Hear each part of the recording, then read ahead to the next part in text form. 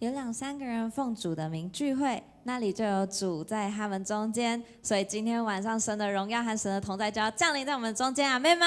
阿们，哈利路亚！让我们一起从座位上站立起来，来赞美我们的神。神就在这里，我们欢迎你，让一切焦点转向你。神就在这里，我们欢迎你，宝座前敬拜不停息。神就在这里，我们欢迎。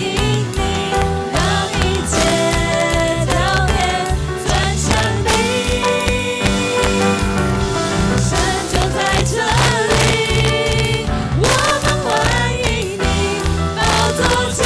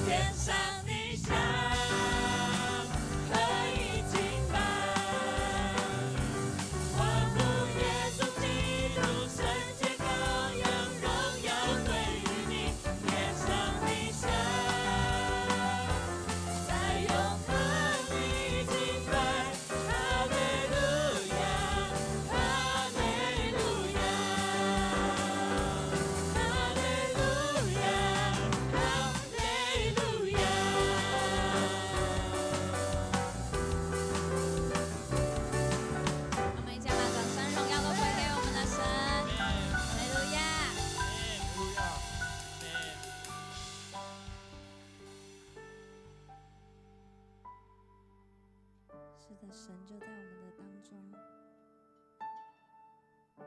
让我们一起来静静的来感受他。让我们把这首歌当作我们的祷告，对神来唱。将你的光照亮在我们身上，让我们在你面前毫无隐藏，打开我们的心，我要看见你的国度就在这里彰显。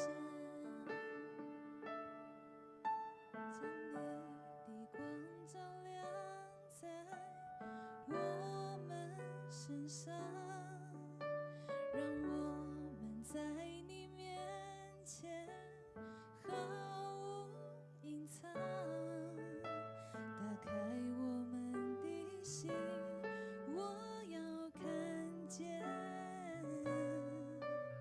你的国度就在这里彰显。在你光中我的天光，在你里面有丰盛盼望，荣耀荣耀荣耀荣耀圣洁大君王。荣耀耶稣，耶稣，耶稣，主耶稣，欢迎你在我们中间。荣耀耶稣，耶稣，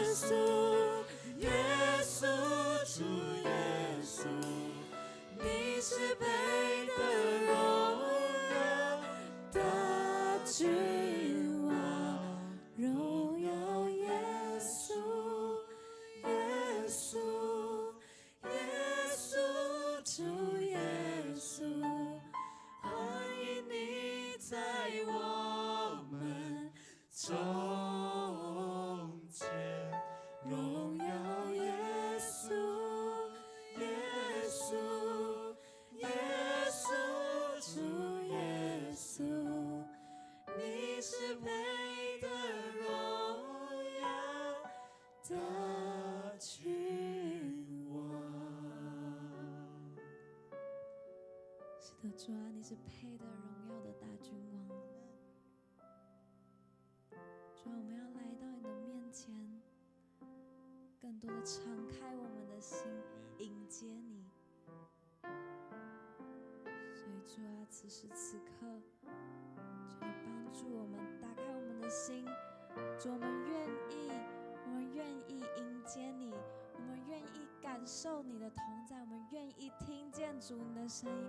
主啊，我们向你来求，求你敞开我们的心。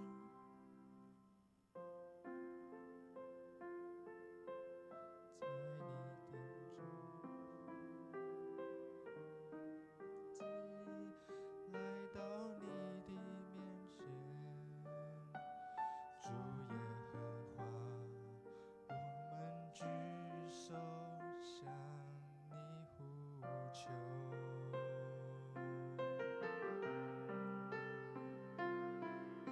为着百姓，为着土地，谦卑自己，来到你的面前，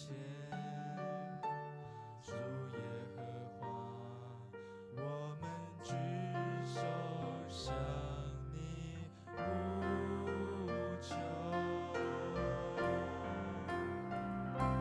主啊，求你睁眼看，求你侧耳听，在此处所献的祷告。主啊，求你上垂听，赦免我重罪，求你来医治这地。主啊，求你睁眼看，求你侧耳听，在此处所献的祷告。主啊，求你上垂听，赦免我重罪，求你来医治这地。哦，主。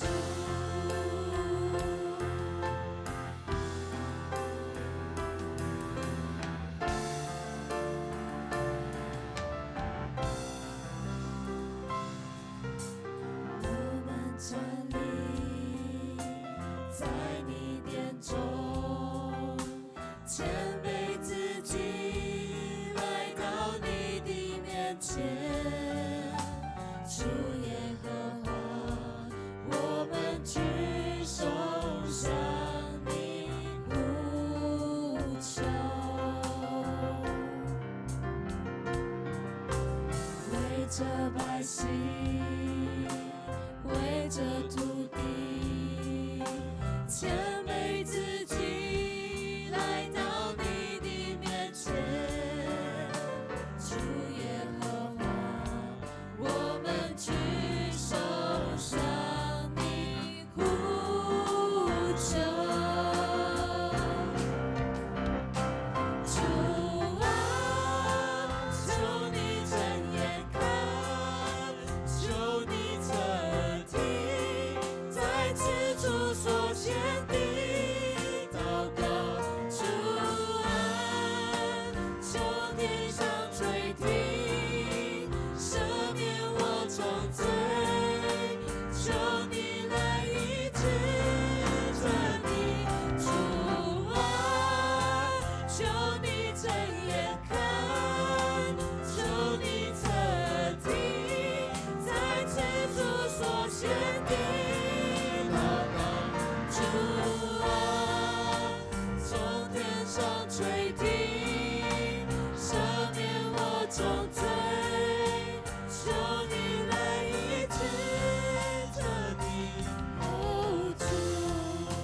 主啊，当我们谦卑来到你的面前的时候，主啊，你就要来垂听我们的祷告。所以在今天晚上，我要邀请大家坦然无惧的来到主的面前，说主啊，我要献上我一切的焦虑，我要献上我一切的忧愁。主啊，我要向你来认罪。当我们在敞开我们的心来到神的面前的时候，我们一切的焦虑，神就要接触；我们一切认罪，主就要来赦免。哈利路亚！让我们一起同声开口，为自己、为家人来祷告。哈利路亚！天父上帝，我们要来到你的圣宝座前，谢谢天父上帝，你爱我们，谢谢天父拣选我们，谢谢主你在我们当中彰显神的作为。主啊，求你垂听我的祷告，垂听你儿女的祷告，主啊，听你孩子的祈祷，主啊，每个孩子在你面前的祈祷，主啊，求你来垂听，主啊，求你。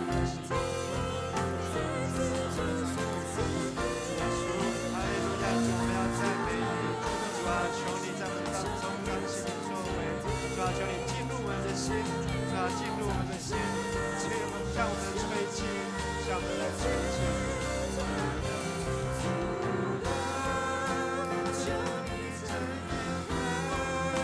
求你垂听，在此处所献的祷告。主啊，求你垂听，赦免我重罪。求你来医治这地，主啊，求你睁眼看，求你侧听，在此处所献的祷告。主啊，求你正垂听，赦免我重罪，求你来医治这地。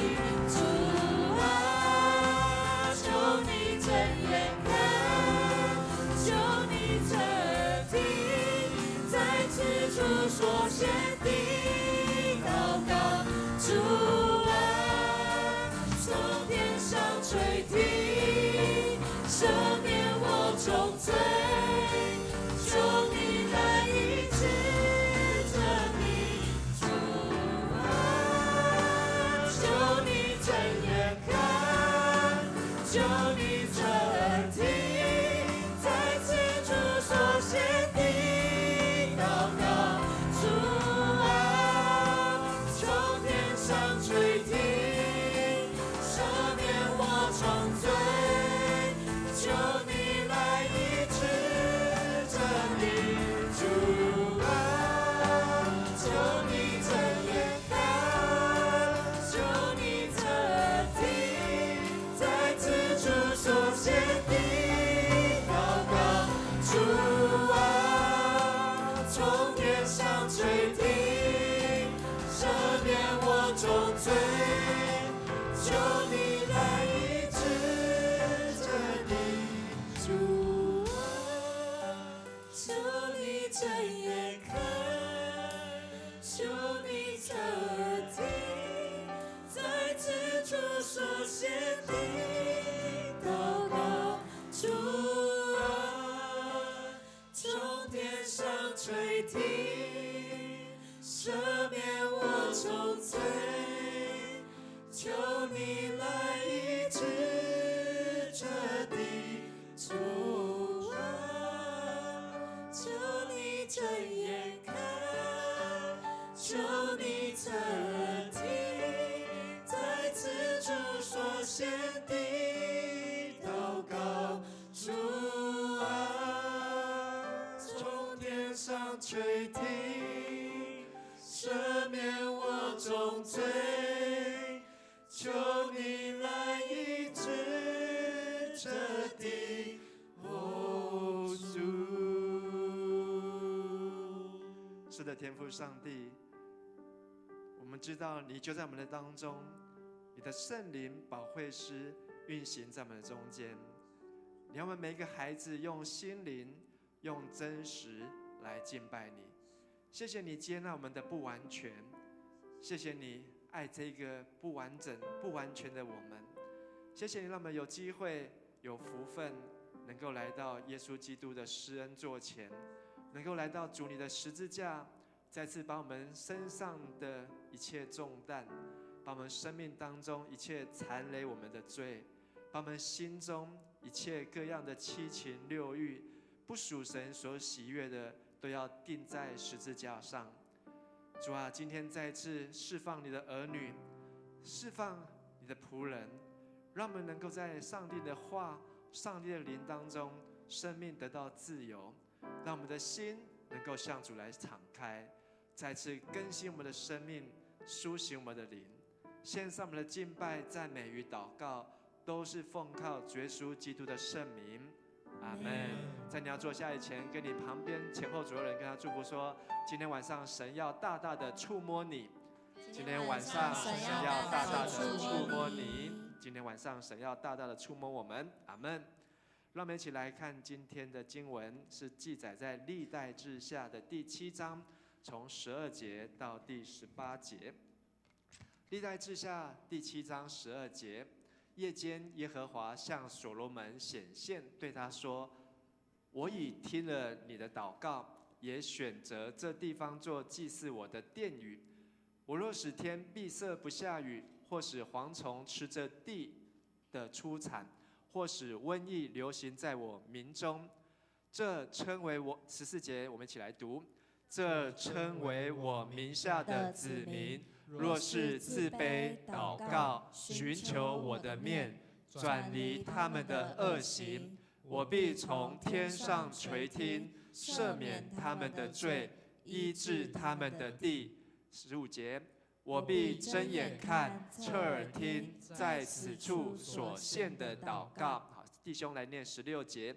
现在我已选择这殿，分别为圣，使我的名永在其中。我的眼，我的心也必常在那里。姐妹念17节。你若在我面前效法你父大卫所行的，遵行我一切所吩咐你的，谨守我的律例典章。18，我们最后一起来读。我就必坚固你的国位，正如我与你父大卫所立的约说，你的子孙必不断人做以色列的王。在上个主日当中，我们分享了这个历代志的信息，就是治理百姓的准备。所罗门非常的年轻，20岁他就被立为以色列的王。这么样的年轻，他怎么样治理这么多的百姓？所以他向上帝做了很重要的祷告，而这些都记载在圣经当中。而圣经虽然是一卷很厚的书，但是读圣经有很简单的方法，就是你要背圣经的目录。好，跟你旁边弟兄姐妹说，要背圣经的目录，要背圣经的目录。当你会背圣经的目录，你就可以知道圣经读到哪里。今天我们读的圣经是属于旧约圣经的历史书啊，所以历史书呢前面有5经加上以色列史啊，好，所以5加12。5经呢就是创出利民申，大家说一次。那历史书呢有12卷，好，叫做苏士德萨萨，跟我念一次。王王代代拉尼斯。好，这样我们就念完的17卷了。好，再一次哦，创出利民申，苏士德萨萨，王王代代拉尼斯。然后中间就是智慧诗歌书有5卷，博施真传歌，再来是12卷的5卷的大宣之书，12卷的小先知书啊，塞叶埃结旦、荷尔摩厄拉弥红、哈番嘎雅马，这样39卷好就读完了。而今天好，从上周到这周好，我们读的是在历史书当中的历代志下。历代志当中记载的呢，和前面的列王记有很多相同的地方，但是历代志让我们看到所罗门他如何来治理国家，被上帝所拣选。所以上礼拜我们看到所罗门，他从耶路撒冷去到他父亲大卫生前不敢去的，就是去到基遍会幕的面前，而他在那边做了很重要的祷告。那天晚上，上帝向他显现，你要我赐你什么？所罗门他有预备，他跟上帝要了2件事情。第一件事情呢，就是跟应许他父亲大卫的，能够成就在这个所罗门的身上。所以上帝的应许是什么呢？上帝对大卫说：“我要做你儿子的父亲，他要做上帝的儿子。”所以所罗门的祷告就是要跟上帝的关系能够像是父子一样的关系。所以这样的话呢，不仅是在历代志可以读到，在耶利米书、在启示录到圣经的最后一卷，上帝都要和人同住在一起，亲自做我们的神，而我们做他的子民。第二件所罗门要祷告的就是他要能够有智慧来治理百姓。所以呢，上帝给他的智慧做3件事情，就是牧养、装备、差遣。好，这3件请大家重复说一次：牧养、装备、差遣。牧养就像一个王，就是要做牧人，领导子民；装备就是要让他们能够敬拜、侍奉上帝，是按照上帝的话；差遣就是让他们能够奉差遣，为上帝做见证。不论他们所到之处、所唱的歌、所做的任何事情、说的话，都在宣扬上帝的伟大，向万国述说他的作为。今天好像早上有一场教会的婚礼，是以前我们在教会青年牧区当中的恩美。她呢嫁给了一个德国人，恩美呢，在她国高中的时候呢，应该是高中的时候呢，她开始参加在青年牧区当中，然后呢，跟着很多的哥哥姐姐一样，在台上唱歌、拿麦克风敬拜。然后呢，后来读了这个北艺大，然后呢就到奥地利维也纳，去学音乐，在那边认识他现在的先生。而他在那边所做的一切呢，今天也在见证上帝也让他能够去到他现在是住在维也纳，去到那边能够继续来宣扬。我们不一定都要像恩美，或是不一定都能够像恩美一样去到国外，但是你到任何的地方都在宣扬上帝的作为。所以在上帝向所罗门显现，所罗门他把握机会，跟上帝求了2件很重要的事情，就是跟上帝的关系，还有能够遵行上帝的旨意。所以就是我们上礼拜所说的，先求他的国，还有他的义。他的国就是上帝的主权，他的义就是上帝的旨意。这一切的东西，你没有求的，上帝也加给你。不论是富贵，不论是荣华富贵和长寿，上帝也乐意赏赐给我们。但所罗门呢，他却有第2次的机会。今天我们所读的读的经文呢，就是上帝第2次向所罗门显现。一个人一生呢，能够经历1次就很了不起。所罗门呢，却是在盖完圣殿之后呢，历代志下第7章11、12节，所罗门王建造圣殿王宫的工程完毕，顺利地完成了他所计划的一切工作后，那一天，上主就在夜间向他显现。这时候所罗门要做什么？如果上帝又要来向你敲门 ，knock knock knock，上帝要跟你说话，要跟你见面，你这次要跟上帝说什么呢？这一次呢，是上帝主动上帝向他显现，上帝对他说：“孩子啊，我已经听见你的祷告，我选择这圣殿作为献祭给我的地方。”然后啪啦啪啦啪啦，后面就很长了一篇上帝要对所罗门所说的话。但是呢，为什么上帝又跟所罗门显现？因为所罗门做了一段祷告。所以我们今天要来看所罗门的祷告。哇，这么长！我用 Word 去算一下，总共1340几个字大概是2张 A4。所罗门盖完圣殿之后呢，他在所有众人的面前写了一篇的祷告文。你想这祷告是当天他才想到的吗？他一定是事先就想好，事先就准备好。记载在历代志下第6章的14节到42节。这么长的一篇祷告呢，有没有成功？超级成功。所以上帝才会跟他晚上显现，然后还跟他说：“我听到了。”你不是在对空气讲话，上帝要让所罗门知道，他这么长的祷告，上帝要回应他。而且，如果我们参加共读，你会发现，上帝的回应就是按照所罗门的祷告来回应。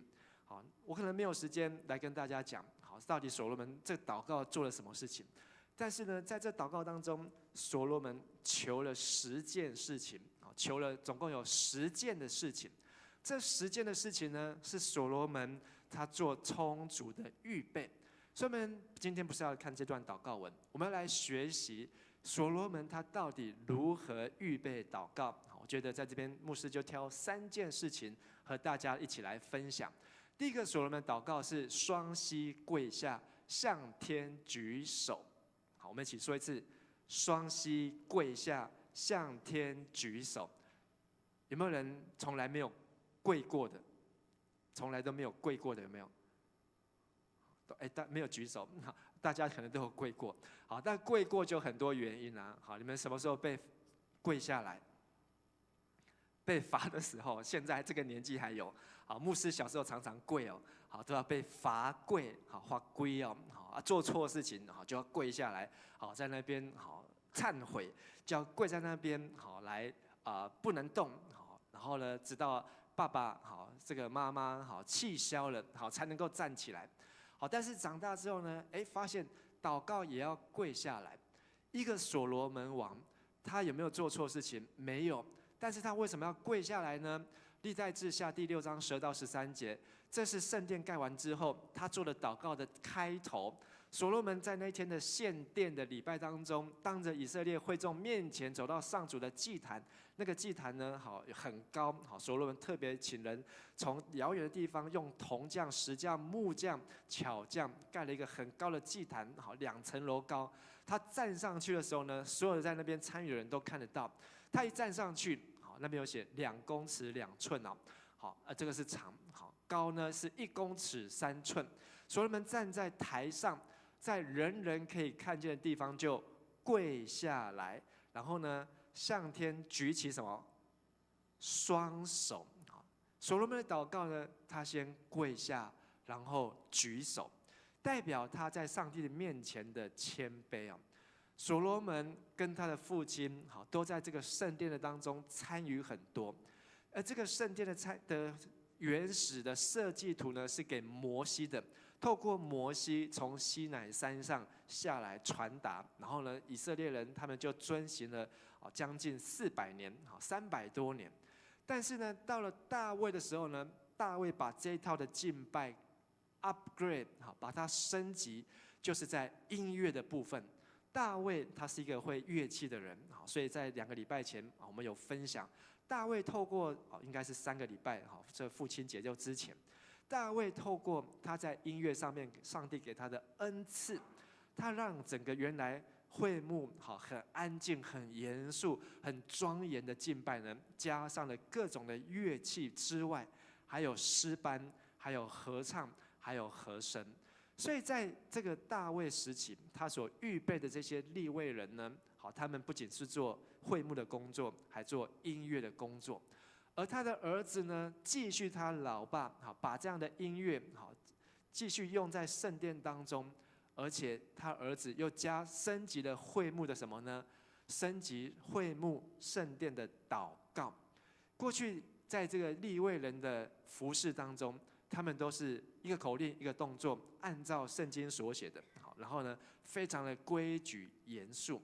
可是呢，所罗门把他的意念都用成祷告，加在圣殿的敬拜当中，所以就变成我们刚才看到那个1400字的祷告文呢。他献给上帝，他是在跟上帝做 communication， 做沟通的工作。他听上帝的话，然后把上帝的话吸收进去，经过他思想消化咀嚼之后，他把它祷告出来，把它说出来，甚至呢，他准备了一篇长篇的祷告文，当着所有的会众的面前跪着，双手举起。如果我们可以回去计算，把那篇祷告文这样子念完，从14节念到42节，大概要念多久？可能要念个7、8分钟以上。但是他是跪着举手在那边祷告。这是让我们看到所罗门跟他的爸爸大卫在敬拜圣殿，在教会当中所做的帮敬拜升级的事情。第二个，所罗门他的祷告呢，是感恩赞美祈求赦免。好，请大家跟牧师说一次：感恩赞美祈求赦免。好，因为经节太多，牧师就挑3节，我们来读第17节，请上主以色列的上帝啊，求你实现你向你仆人我父亲大卫所应许的话。所以所罗门的祷告，跟上次他要开始治理国家之前所求的还是一样，他希望上帝说话要算话，不然他不知道他到底有没有办法，有没有能力，能够去做上帝要给他做的事情。而21节，我们再来读：你仆人和你的子民以色列人面对这地方祷告的时候，求你从你天上的居所垂听，赦免我们。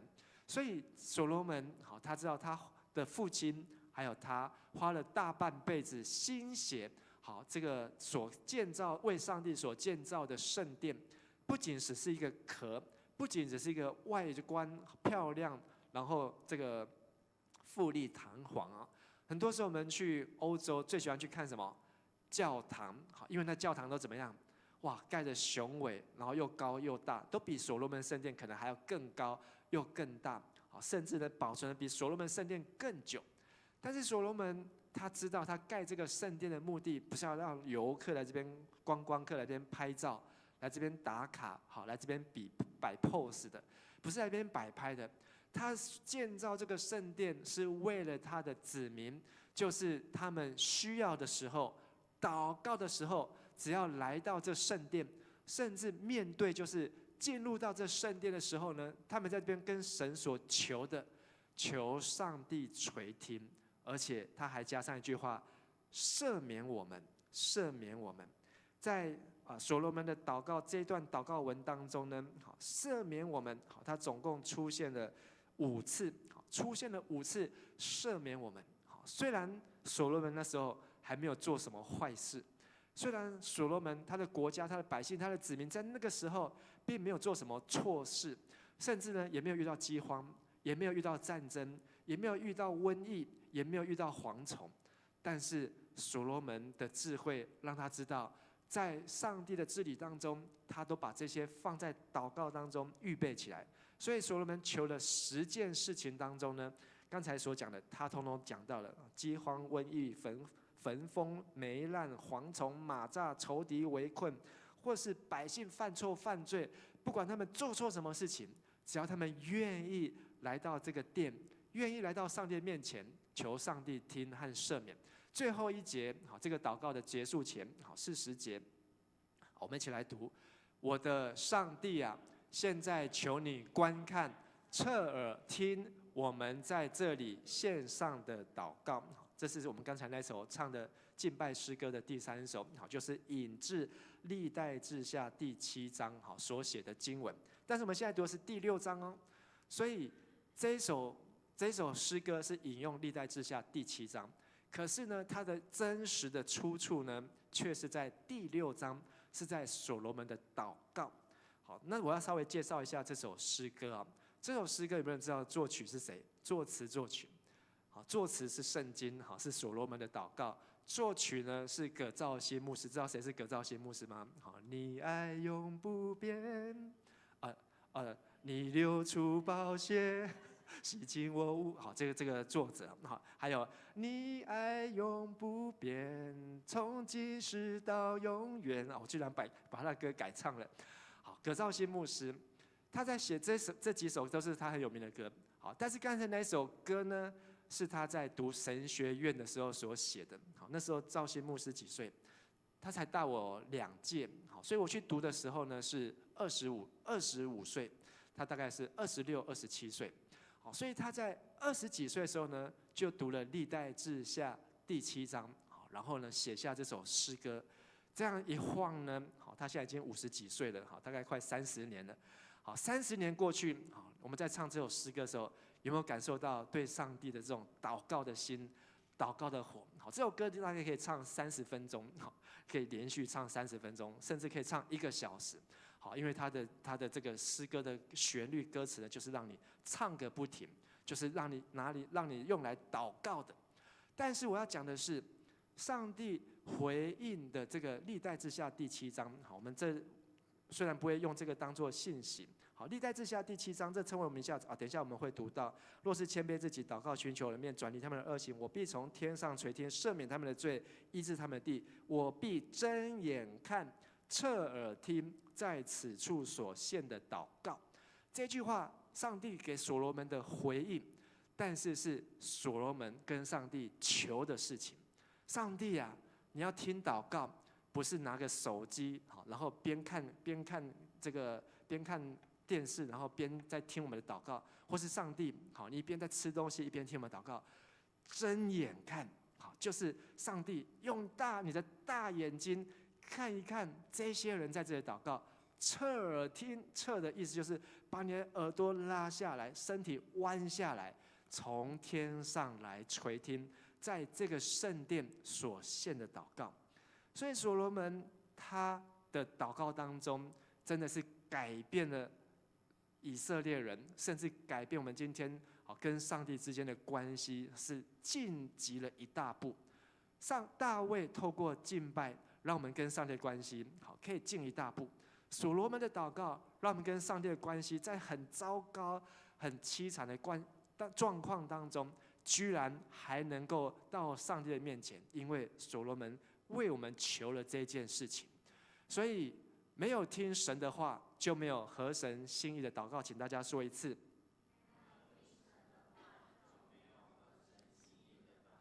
没有吃晚餐，就没有办法大声的读圣经。你们是不是没有吃晚餐？没有吃晚餐啊，辛苦了。好，但是呢，请大家拿出你最后的力气，大声再说一次：没有听神的话，就没有合神心意的祷。为什么所罗门祷告这么样子的精准，到上帝在祷告完的晚上、夜间还要向他显现？因为所罗门他读神的话，他用心在创出利民生、苏士、得撒撒、王没有，因为所罗门的时候已经到列王记还没有写出来，他是列王记的第一个主角，所以只有到撒母耳记，顶多到撒母耳记。但是即便他没有王代拉尼斯、博士真传歌，甚至他还没有马太、马可、路加、约翰，但是他的祷告精准到一个地步，就是合神心意。祷告最重要的不是长，不是短，而是能够合神心意。好，请大家再说一次：合神心意。你一定要先认识这个人，你才能够祷告，做出合乎他的心意。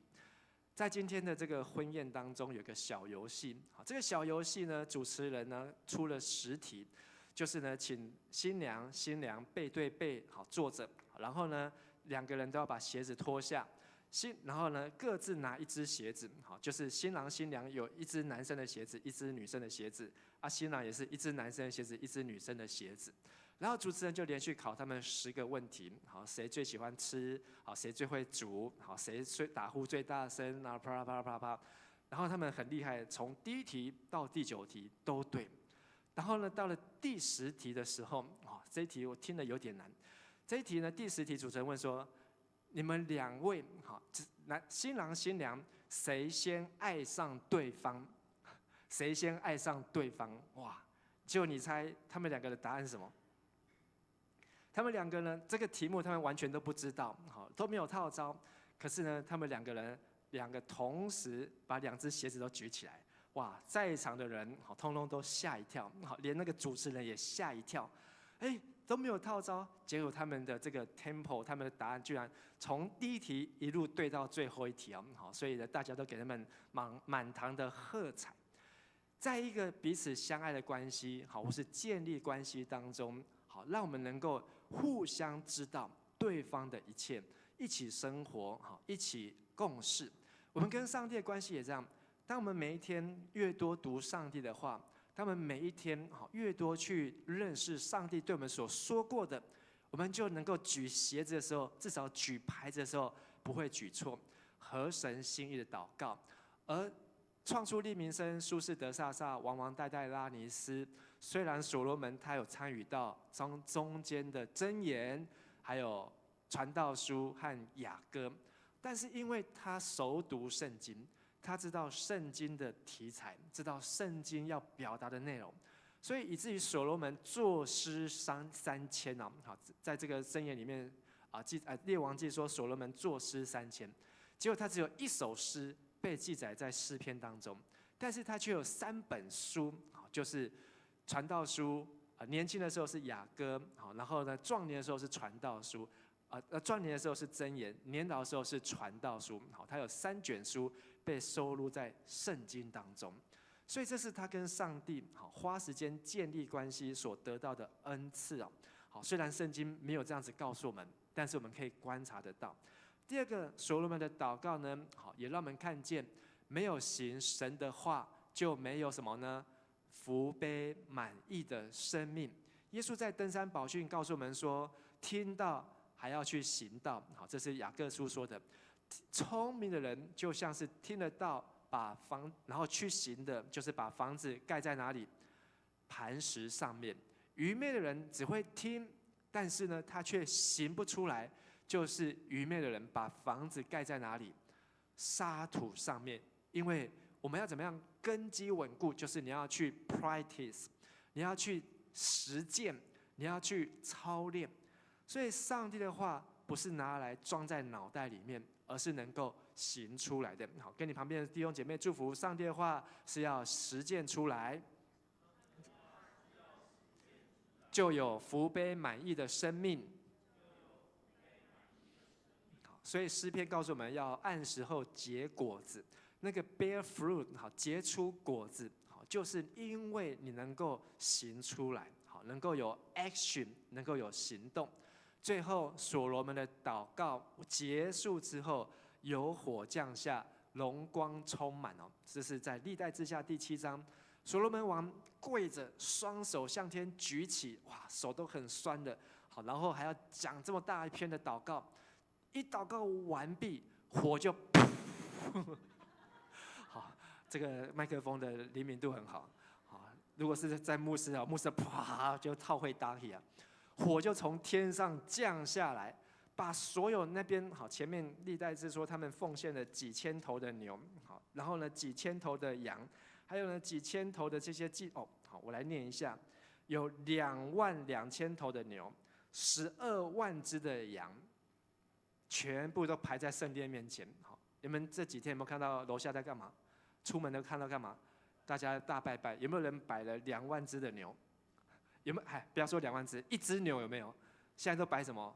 乖乖啊，孔雀饼干啊，好，黑松沙士啊，好，所罗门是22000头的牛，12万只的羊。好，这个你把台湾所有在养羊的人通通点名啊，也养不出这么多只羊，12万只。一场的奉献圣殿的感恩礼拜，全部通通杀了，全部摆上去。好，你看那到底要多浩大，根本没有办法想象。可是所罗门这样一祷告完，一把火，好，那个绝对不是一个赖打。好，所有10几万只的牲畜，通通他说什么？烧尽哦，烧到变成灰哦。好，那一天大家太好，都不用打包了。上帝的火直接烧尽。好，这个场面呢，在读列王记的时候，你看到先知以利亚跟那个400个巴力的先知，还有450个亚瑟拉先知，好，在那边斗法的时候，上帝也是这样。好，上帝的火不仅烧尽，他连那个木头、石头，好，连那个水全部都烧干了。所以在这边所罗门的祷告呢，实在是100年难得一见。好，所以为什么今天要花这么多的时间，好，来跟大家介绍呢？因为他的祷告是合神心意，而且呢是要让人可以遵行，我们就能够把我们所祷告的被上帝所悦纳。好，上帝就用他的火来烧尽我们这些不需要的，烧尽我们这些多余的累赘，让我们能够容易去遵行他的旨意。后来呢，好，所罗门跟全体的人民，他们就在上帝的荣光当中献祭，献给神，然后还要过节。好，最后这个1到10节的第8节说，所罗门和全体以色列人民在圣殿守什么节？住棚节。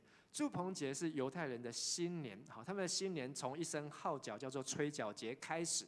吹角节之后就是赎罪日，赎罪日呢，好，结束之后，他们就过住棚节，要通通住在男生要出来住在帐篷7天，纪念他们在埃及旷野出埃及住在旷野40年的日子。这40年住棚节当中结束，他们第7天就是要庆祝哦。所有的民众远从北方的哈马隘口、南方的埃及边境，表示所罗门这时候他的国家已经大到一个不行哦，大到亚述人叙利亚今天的叙利亚的地盘，大到南边的埃及的地盘。哇，这个整个加萨走廊，好，今天那个哈马以哈战争在打那些地方，在所罗门的年代，全部都是以色列人的。好，因为他们的最北边到这个亚述，最南边好到埃及，好还有阿拉伯，他们都来参加。好，这都是以色列的人民都来参加这个奉献礼拜堂的礼拜。而在这个礼拜当中呢，所罗门他为我们示范，当一个人的祷告对了，做什么都不怕错。很多时候我们都会怕错，怕犯错。牧师会不会怕犯错？牧师也会怕犯错。好，为了怕犯错，你必须怎样？你必须要多学习，好，你必须要多想想，好，以免犯错。牧师讲道也会讲错，读圣经、带读圣经也可能会解释错误。你就必须为了怕犯错，你必须要多学习。但是所罗门他因为祷告的关系，跟上帝有好的关系，所以呢，他做什么事情，什么都唔免惊，什么都唔惊，当然啦，向前行，但是勇往前行。这其实这句话呢，就是摩西告诉约书亚，他们一路进入迦南地就是这样。只要有上帝的同在，遵行上帝的话，就可以勇敢的向前行。你不用向左，不用向右，上帝后面会有声音告诉你，这是正路，要行在其间哦。所以他们的勇敢向前行，就是因为他们有上帝的约柜，上帝的约柜一路与他们同在，所以他们保持跟约柜的关系，透过他们过住棚节，透过他们在守节这样的节庆，维持在奉献礼拜那一天的上帝的荣耀不会离开以色列。这个约柜呢，曾经被掳，就是在先知撒母耳的老师以利的时候，这个约柜被非利士人打入抢走了。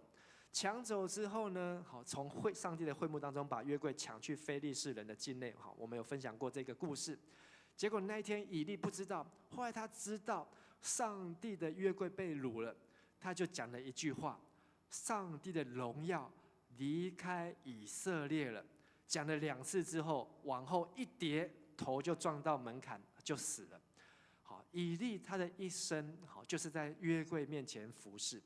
可是当约柜被掳走的时候呢，他说上帝的荣耀不是离开会幕而已，是离开所有我们这些几百万的以色列人民，没有上帝的同在。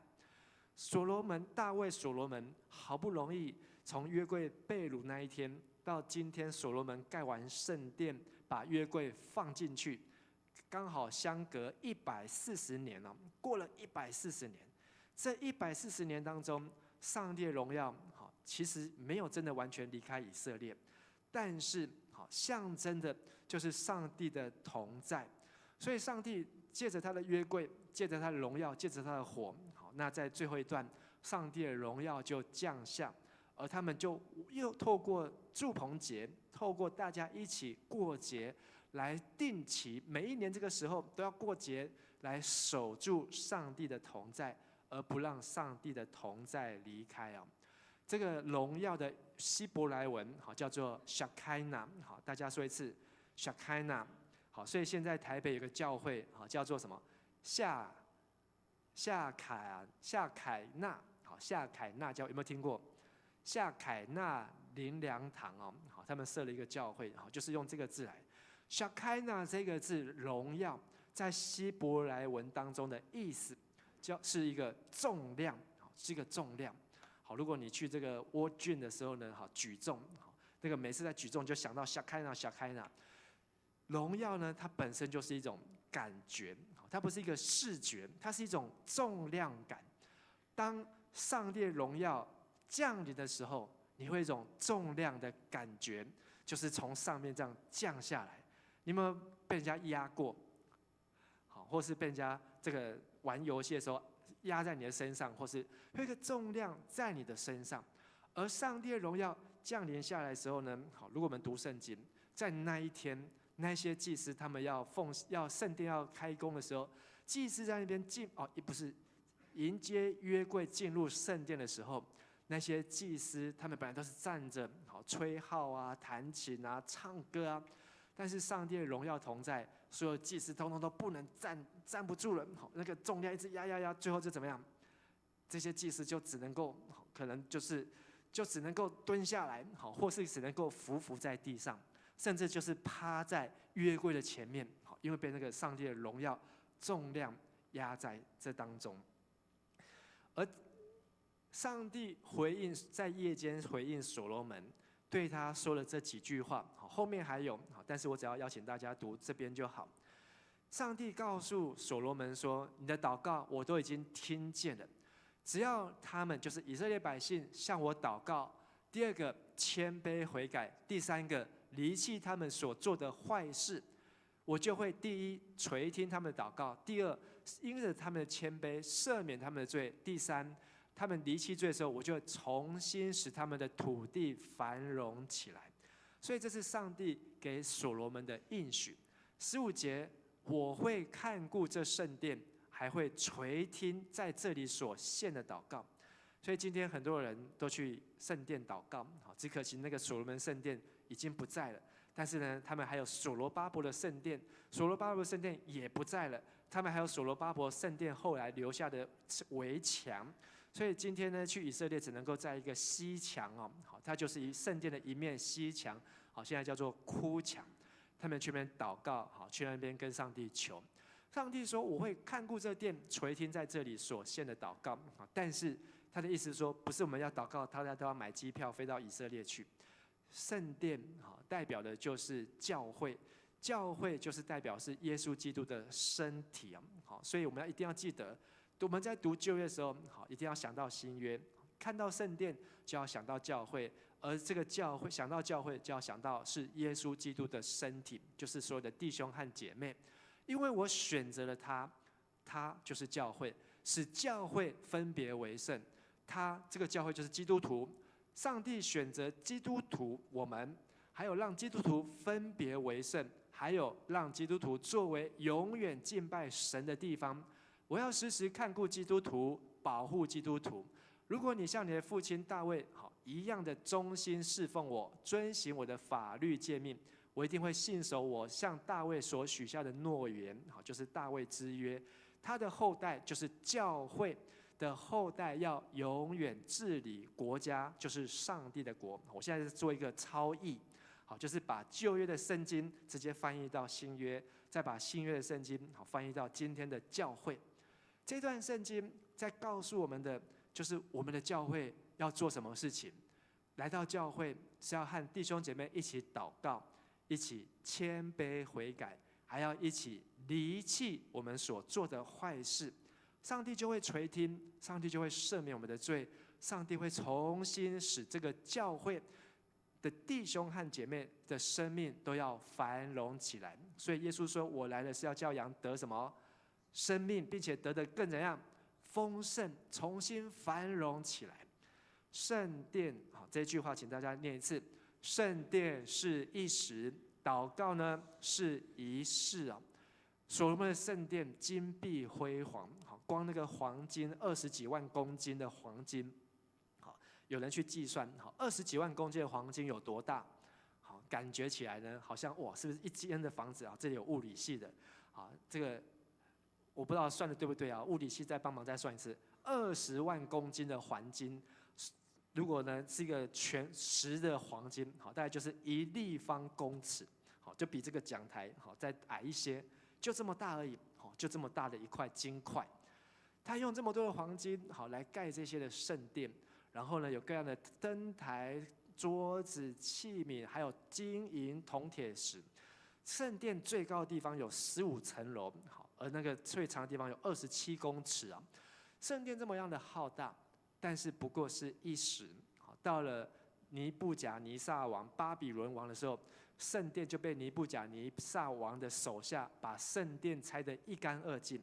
我们今年会读到耶利米书，你读到耶利米书的时候，就会看见上帝的预言，说这个圣殿，上帝要把它拆掉，没有一块石头会在另外一块石头的上面，意思就是拆到底哦，好，不会看到有任何叠起来的石头，圣殿拆到底。圣殿所罗门圣殿金碧辉煌，好，但是我计算呢，大概是只使用了381年哦，用的久不久？很久了啦，好，381年。但是你今天去欧洲教堂，随便一个700年，好，我那时候我去维也纳，好，那时候跟牧师年轻人还有去参观那些教堂的时候，哇，这个700，那个800，还有1000的，哇，觉得所罗门教堂好像太年轻了，因为这是他们违背上帝的话，没有遵行，上帝就让这个圣殿最漂亮的圣殿把它拆光。但是所以犹太人有个圣殿被毁日，好，这不是所罗门圣殿，这是第二圣殿所罗巴伯圣殿，好，是在罗马的将军提多的手下，好，又被拆掉。所以他们盖第二次，又被拆第二次。圣殿是一时，祷告呢却是一世。今天我们读到历代志下第6章，所罗门1000多字的祷告文呢，都比这些圣殿还要久。有没有发现？接近3000年，2900年，他的这样一个祷告文呢，却已经横跨的2900年，而且还一个字都没有少，这个才厉害。你的一篇作文，好，有没有可能保持2900年，然后一个字都没有少？所罗门对上帝的祷告呢，好，居然到现在我们还可以读到原文，而且还在2个地方可以读到列王记下跟列王记上跟历代志下，我们都可以读到这一段的祷告文。而在这个祷告当中的目的，就是要我们转离恶行，遵行神的话、神的诫命。所以今天我们有一个全球祷告日，这个全球祷告就是召聚所有的基督徒，不论你的圣殿教会在什么地方，我们都是圣殿，我们都是教会，我们都是基督的身体。当基督的身体一起聚集、一起祷告的时候，那个力量就会发生，那个力量就会出来。好，我们请敬拜团来到台上。所以我们需要学习祷告，从个人开始。你看所罗门一个人的祷告，在他20岁的时候，他跟上帝做了祷告，然后呢，24岁的时候跟上帝做了祷告。经过7年半，他31岁，32岁了。他又跟上帝把圣殿盖完之后，他又跟上帝做了这个祷告。这7年当中，所罗门的祷告是有跟着进步的，因为他读更多的圣经，他读了更多上帝的话，他知道怎么样做出合神心意的祷告。亲爱的弟兄姐妹，我看到我们在座当中很多是在20岁以下。你很年轻，我希望你今天听到这个圣经的故事信息之后，你要记住，你的祷告有可能改变你的生命。你要记住，你的祷告有可能改变国家，你的祷告有可能改变世界。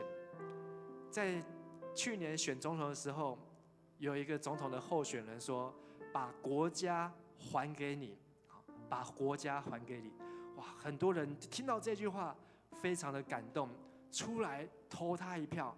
我们一定要让这个人带领我们，才能够把国家还给我们。但是呢，总统选完之后，现在这个喊把国家还给你的人，看见他的竞选总统期间买便当买96万，然后呢装潢竞选总部一个1楼的大厅，花了1200多万。他把这个选票，现在这些投他人说，把选票还给我，还好他没有选上。这样的人治理国家却没有办法长久。我们要的是一个合乎上帝的心意，遵行上帝的公义，没有那种私心，没有那种我不知道，我不清楚，都是我下面的人，而是他能够很清楚，像大卫王，像所罗门王，像这些敬畏耶和华的人，能够带领敬畏上帝的百姓子民做合神心意的事情。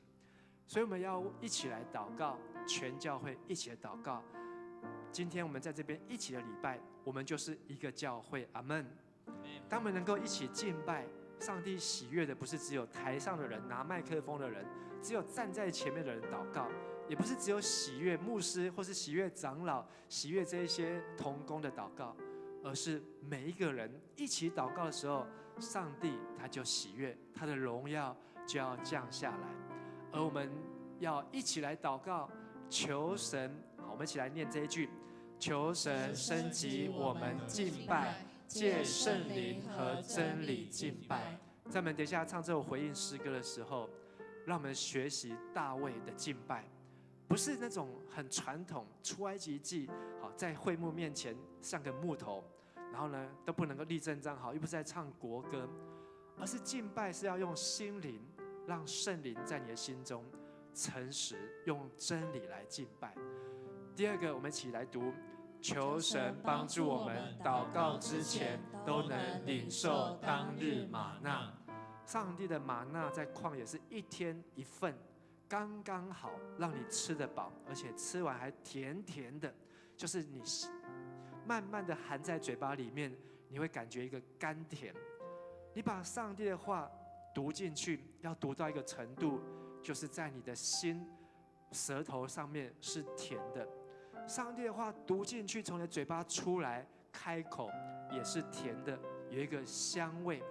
玛纳，圣经说吃起来像蜜，像蜂蜜的味道。我们读上帝的话，就是让我们生命能够甘甜。所以求上帝帮助我们领受上帝的话，让我们生命有甘甜在这当中。最后，我们要为迦南的每一个节日，不是只有长子在过这个节日，不是只有私会在过这个节日，是每一个迦南人弟兄和姐妹，不论住到北边多北，像今天的穆恩美住到维也纳去，南边多南，不论住到埃及去，但是我们一起为上帝教会的每一个节日来守节，守住上帝的荣耀。过节就是要守住上帝的荣耀。所以我们父亲节、母亲节，再来的可能有重阳节。下个礼拜我们有一个孝亲主日啊，这孝亲主日是祖父母节。每一个节日当中，它的意义就是要来显出上帝的荣耀。让我们为这件事情来祷告，也求上帝帮助祝福我们。我们一起从座位上站立起来。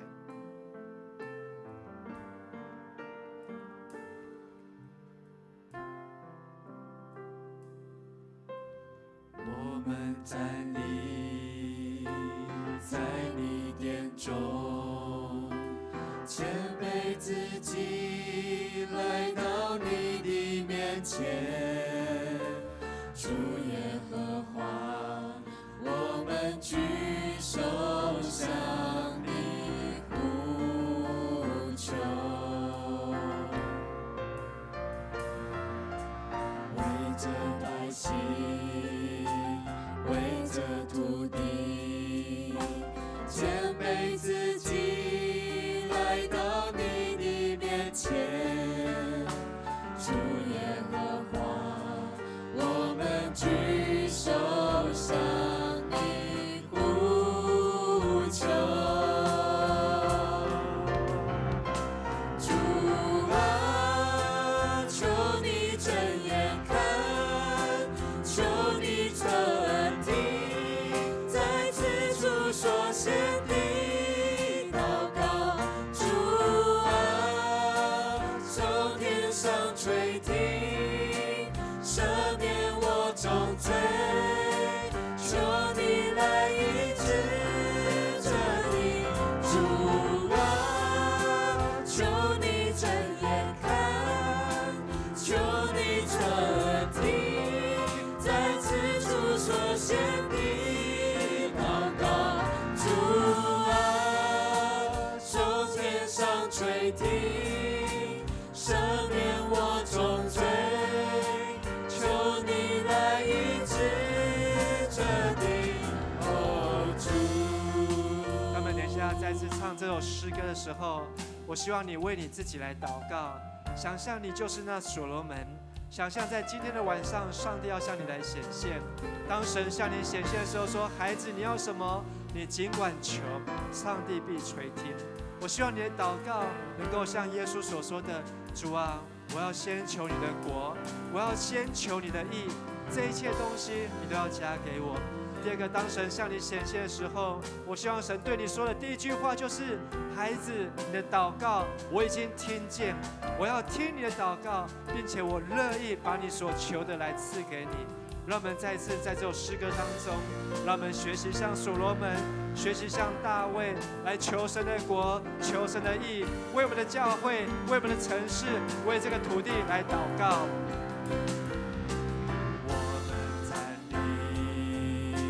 在你殿中，谦卑自己来到你的面前，主耶和华，我们举手向你呼求。为着百姓，为着桃园，为着百姓，为着你看到在路上还在拜拜，他们所害怕的，就是在农历7月中元节，他们害怕的看不见的鬼。但是有主耶稣在我们的当中，我们就有平安，我们就不害怕。我们需要的是为他们来祷告，求上帝的同在，能够与这城市、与这城市的百姓同在。主啊，求你睁眼看，求你垂听，在此处所献的祷告。主啊，圣天上垂听，赦免我重罪，求你来医治这地。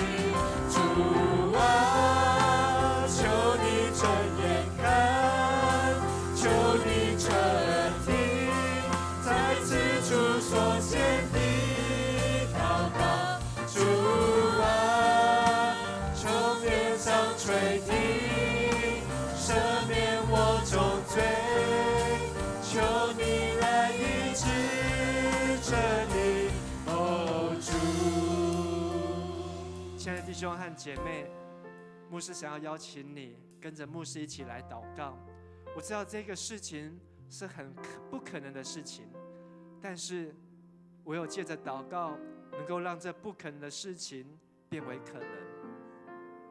我的祷告是，在我们当中，上帝要兴起他大能的勇士，在我们的教会当中，神要兴起他近前的下一代的儿女，起来承接神的呼召。我的祷告是，我们当中的每一个人，在教会的外面都要为主做美好的见证。我们的每一个人都要成为一个耶稣基督，成为一个小基督，走到桃园，或是走到台湾大街小巷，甚至是在这个世界，不论哪一个国家、哪一个地方、哪一个洋海，我们都能够到任何的地方，成为耶稣基督的仆人，为主做见证。让我们出去的时候是看见世人心中的害怕，让我们出去的时候是带着耶稣基督的爱与怜悯，如同耶稣基督和他的学生走遍各城各乡，医治病人，为人赶鬼，驱走心中的害怕，除去心中的恐惧阴影。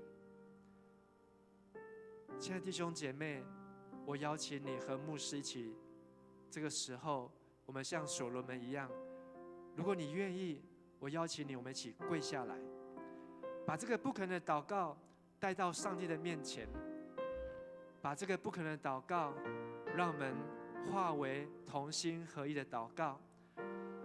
让我们举起我们的手，举起我们的双手，向着天上的父来祷告。我要邀请你，当牧师祷告一句的时候，跟着牧师这样子祷告：亲爱的天父上帝，亲爱的天父上帝，我们屈膝在你的面前。我们屈膝在你的面前。你的话说，若我的子民，这称为我名下的子民，你的话说，这称为我名下的子子民，民，谦卑回转，转离他们的恶行。谦卑回转，转移他们的恶行。你不要听在此处所献的祷告，你不要听在此处所献的祷告。我们为这个城市来祷告，我们为这个城市来祷告，为台湾这个国家来祷告。为台湾这个国家来祷告。在农历7月的时候，在农历7月的时候，我们看到是人心中的害怕，我们看到的是人心中的害怕，因为他们没有认识神的话，因为他们没有认识神的话，他们没有机会听见神的话。他们没有机会听见神的话。求你使用我们，求你使用我们，做耶稣基督的见证人，做耶稣基督的见证人，能够分享福音和好消息。能够分享福音和好消息。那坐在死荫当中的人，那坐在死荫当中的人，有大光来照他们；有大光来照他们。那在圣殿当中祷告的人，那在圣殿当中祷告的人，有神的荣耀在他们的身上。有神的荣耀在他们的身上。求你使用我们当中的每一位，求你使用我们当中的每一位，每一个人，每一个人都能被上帝的灵所充满，都能被上帝的灵所充满，都能进入上帝的荣耀，都能进入上帝的荣耀，活出美好的生命，活出美好的生命，见证耶稣基督的救恩。见证耶稣基督的救恩。求你听我们的祷告，求你听我们的祷告，奉耶稣基督的名，奉耶稣基督的名。阿门。阿们。请大家从座位上站立起来。主啊，求你睁眼看。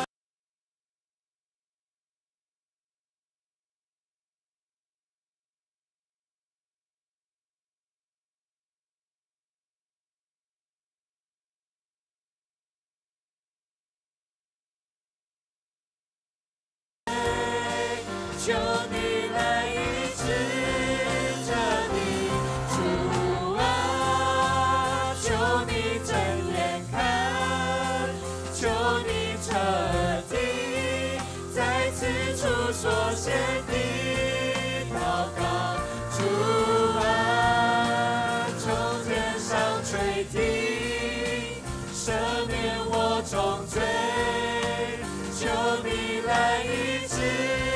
这里，主啊，求你睁眼看，求你彻底在此处所献的祷告，主啊，从天上垂听，赦免我重罪，求你来医治这里，主啊。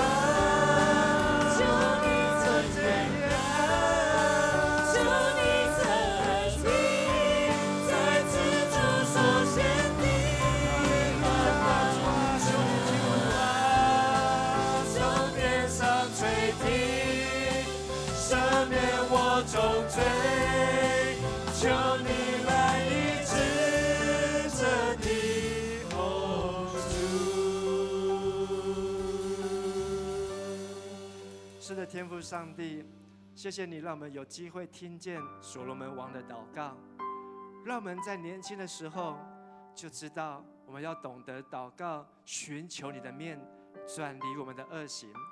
主啊，你天天查看我们，你知道我们心中所想的一切的各样的意念。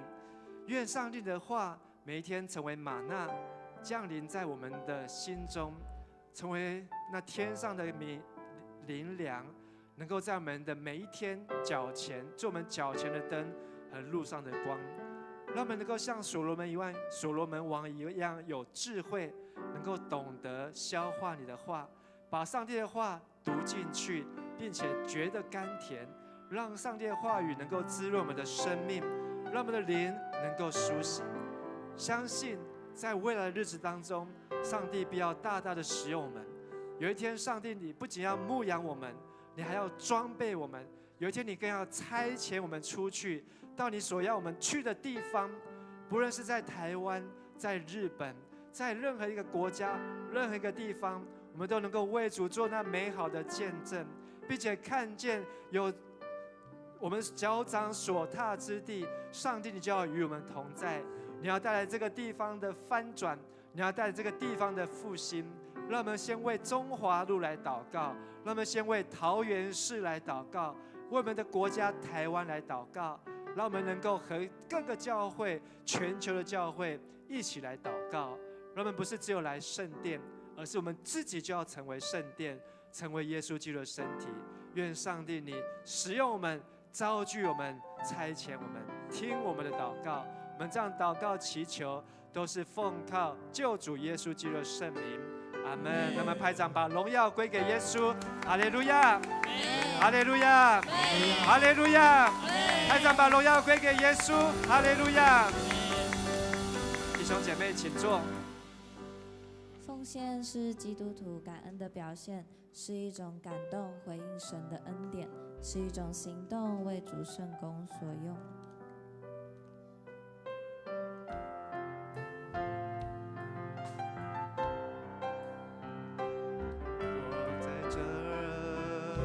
是因你恩典，我在这，是因你慈爱，主耶稣，我如此感恩，都因你丰盛恩典。请起立，感谢耶稣。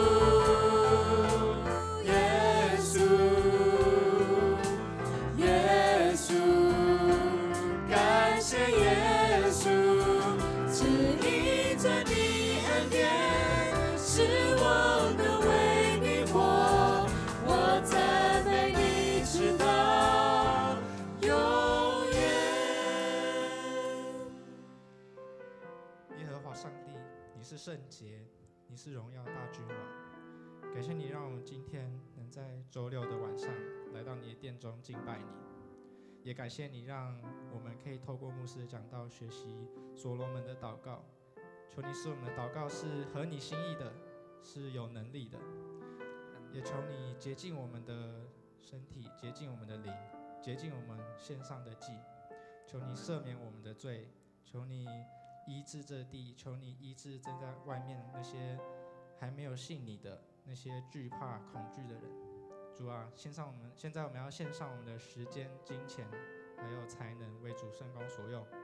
求你睁眼看我们献上的祭，求你侧垂听我们的祷告，是奉主耶稣基督的名求。阿门。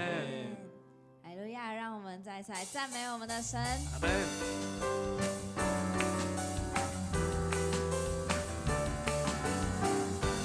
敞开你的荣耀降下来，上天敞开你的同在降下来，上天敞开你的荣耀降下来，万国赞叹你，你是荣耀君王，天上地下。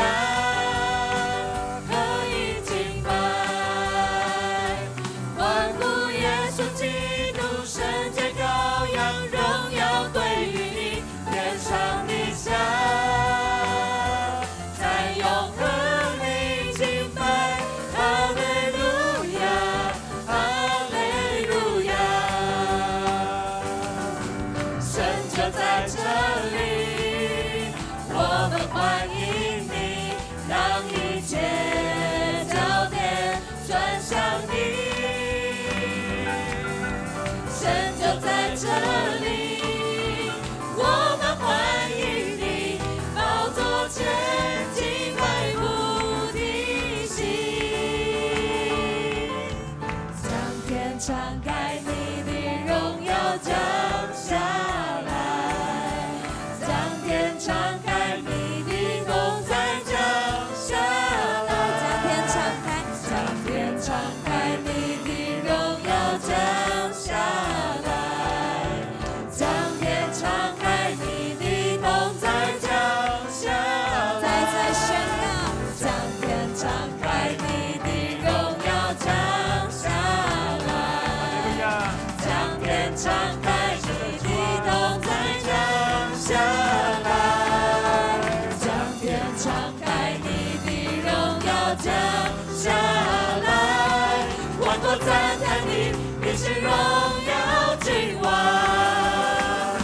天上地下，何以敬拜？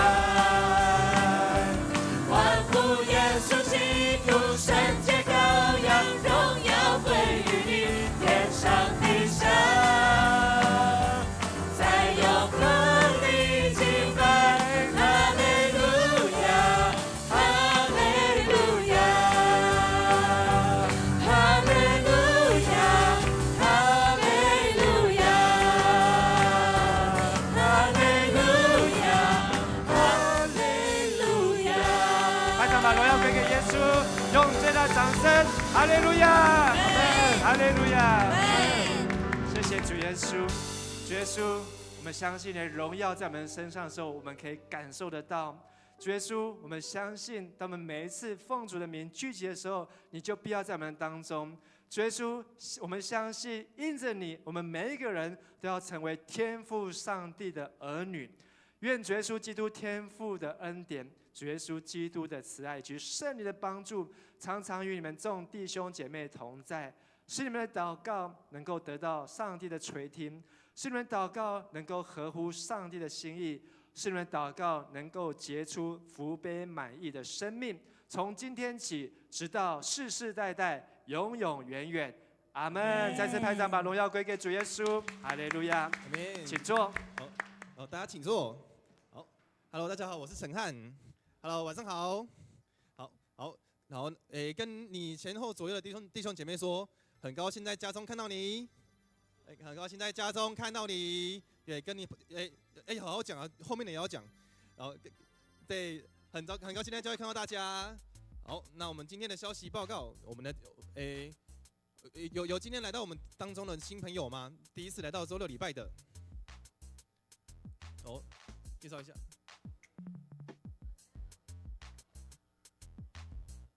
佑真，好，我们欢迎以宽的朋友佑真，好，欢迎。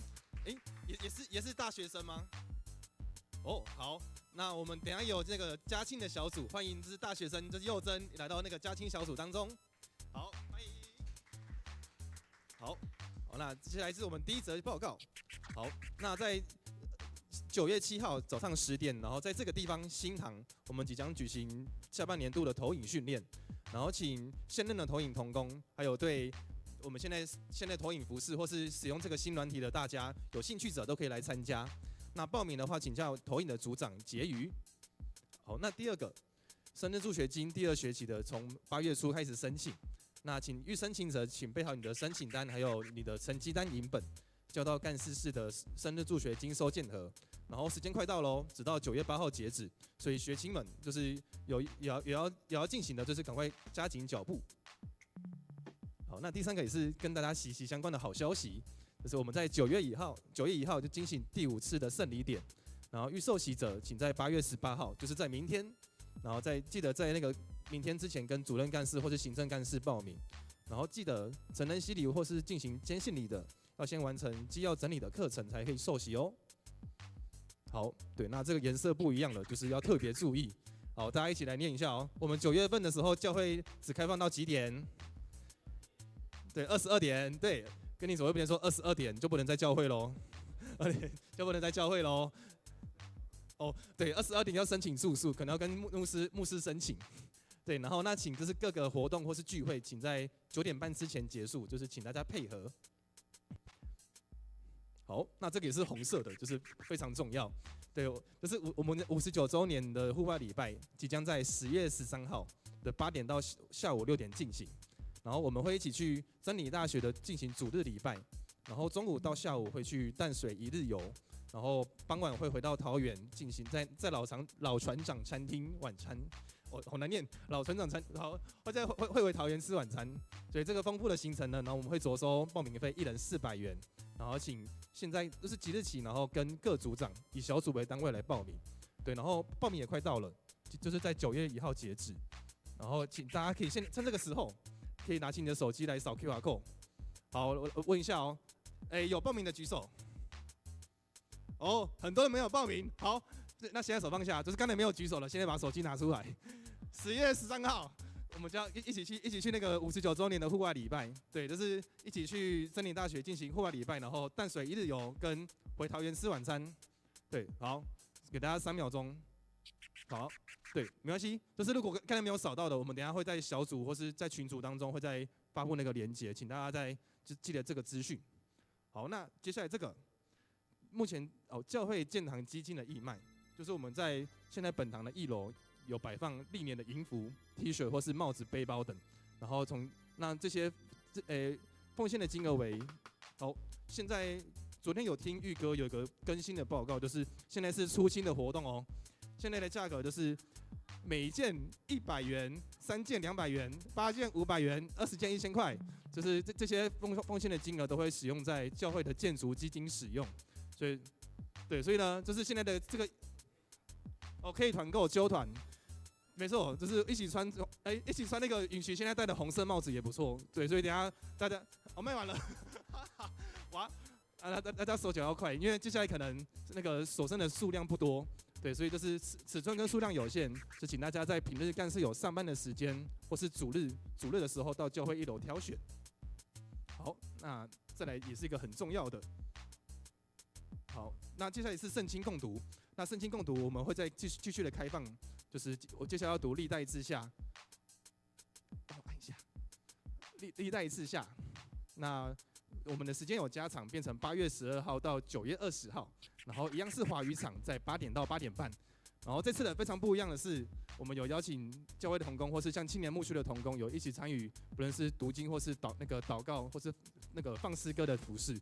对，然后就是透过这个方式呢，也邀请会友们一起来参与，然后一同研读神的话语跟真理。好，那最后要去小组喽。好，那今天家亲小组在新堂吧台的空地，然后直撞小组我们会到本堂的1楼。好，所以有点不一样，大家要记得哦。好，那我们开始去小组 ，Go。